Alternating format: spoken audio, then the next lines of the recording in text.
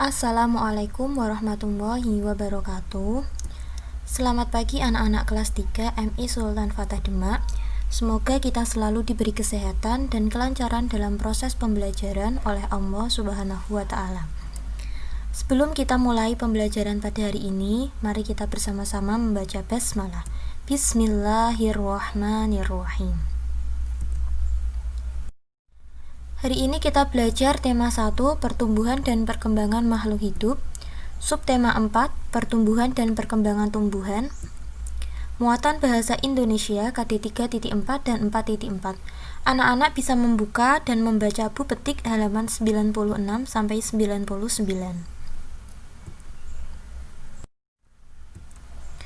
Informasi tentang pertumbuhan dan perkembangan tumbuhan. Kita dapat memperoleh informasi dari teks yang kita baca atau kita dengar. Ayo baca teks tentang pertumbuhan dan perkembangan tumbuhan berikut. Bisa dibuka pada halaman 97.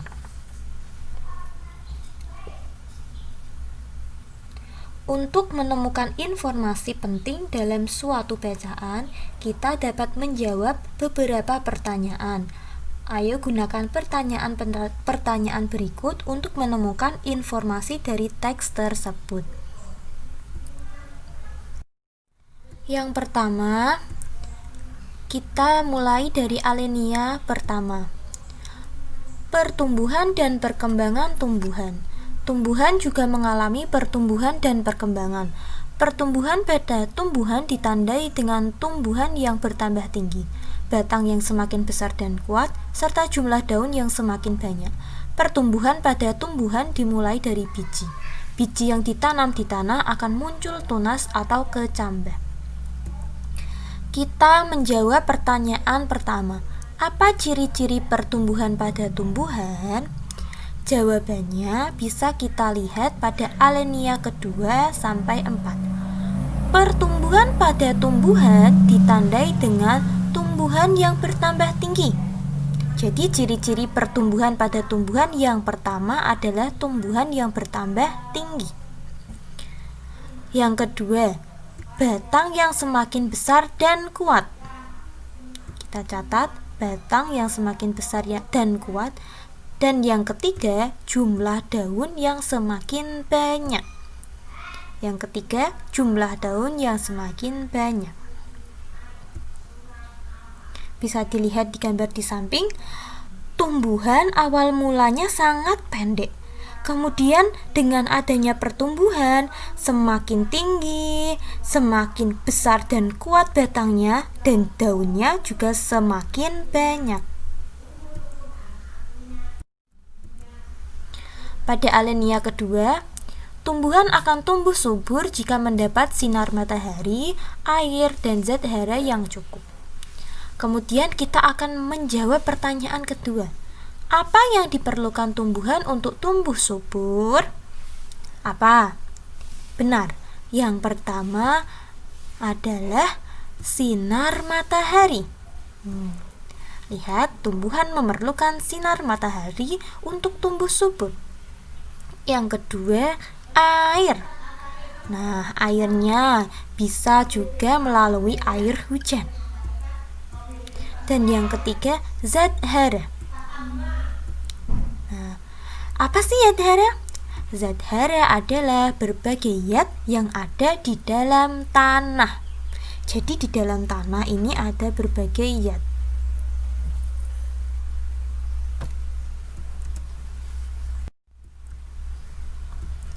Pada alinea ketiga, perkembangan pada tumbuhan ditandai dengan munculnya bunga. Bunga merupakan alat perkembangbiakan tumbuhan. Bunga akan menghasilkan buah dan biji. Kita akan menjawab pertanyaan yang ketiga.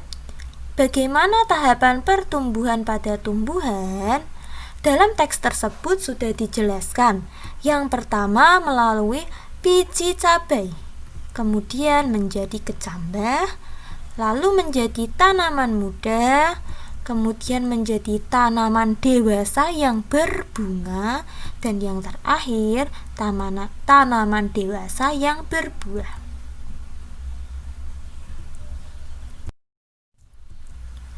Selanjutnya, kita bisa menemukan arti kata-kata sulit dan mencari artinya melalui kamus. Dalam teks pada halaman 98 dengan judul Perkembangbiakan Tumbuhan.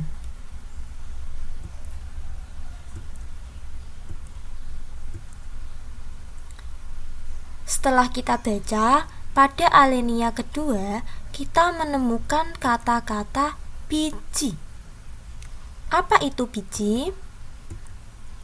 Perhatikan gambar. Biji adalah isi buah yang dapat tumbuh jika ditanam. Lihat, biji itu ada di dalam tumbuhan coklat. Kemudian pada alinea ketiga kita menemukan kata tunas. Lihat gambar, itu adalah gambar tunas. Tunas adalah bagian tumbuhan yang baru tumbuh dari kecambah. Lihat yang warna hijau. Kemudian pada alinea terakhir kita menemukan kata-kata cangkok. Perhatikan gambar. Apa arti cangkok? Cangkok adalah cabang atau dahan yang dijadikan akar untuk ditanam.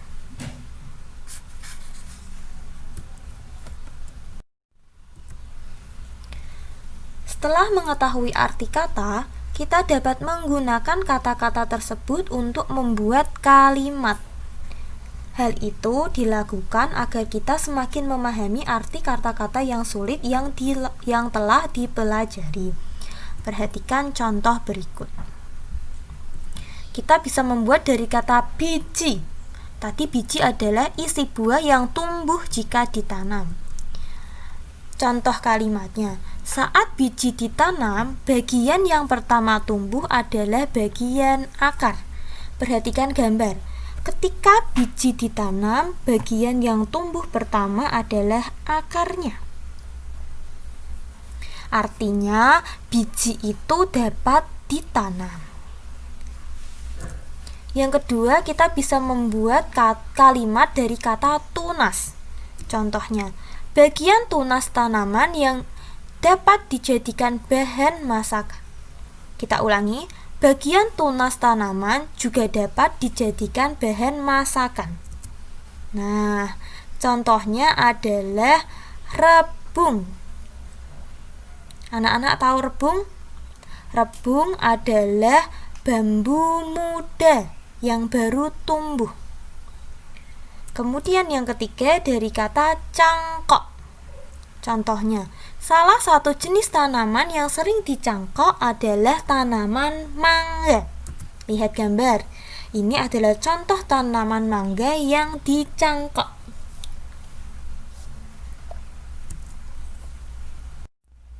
Ada yang tahu ini gambar apa? Benar, ini adalah percakapan. Percakapan adalah pembicaraan antara dua orang atau lebih yang membahas suatu hal. Bu Guru ulangi, percakapan adalah pembicaraan antara dua orang atau lebih yang membahas suatu hal.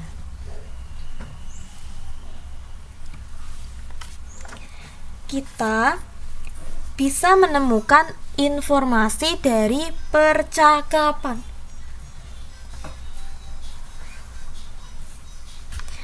Kita bisa lihat pada percakapan halaman 99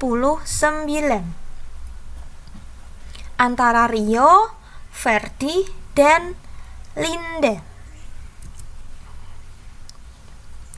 Untuk menemukan informasi, kita bisa menemukan informasi, kita bisa memperoleh dari percakapan. Yang pertama, pertanyaannya adalah, apa nama tumbuhan yang berkembang biak dengan biji? Kita bisa mendapat jawaban pada jawaban Ferdi. Aku tahu. Jawabannya pepaya, alpukat, duku, durian, dan banyak lagi. Jadi, jawaban dari pertanyaan 1, apa nama tumbuhan yang berkembang biak dengan biji, adalah pepaya, alpukat, duku, dan durian. Kemudian pada pertanyaan yang kedua, apa nama tumbuhan yang tumbuh di tempat lembab? Kita bisa lihat pada percakapan antara Rio dan Linda.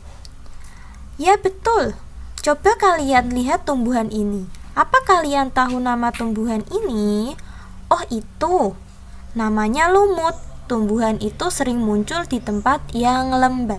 Jadi, nama tumbuhan yang tumbuh di tempat lembab adalah lumut. Nih, contoh lumut yang tumbuh di tembok rumah yang lembab. Anak-anak sudah paham? Jangan lupa membaca bukunya dan selalu menjaga kebersihan. Wassalamualaikum warahmatullahi wabarakatuh.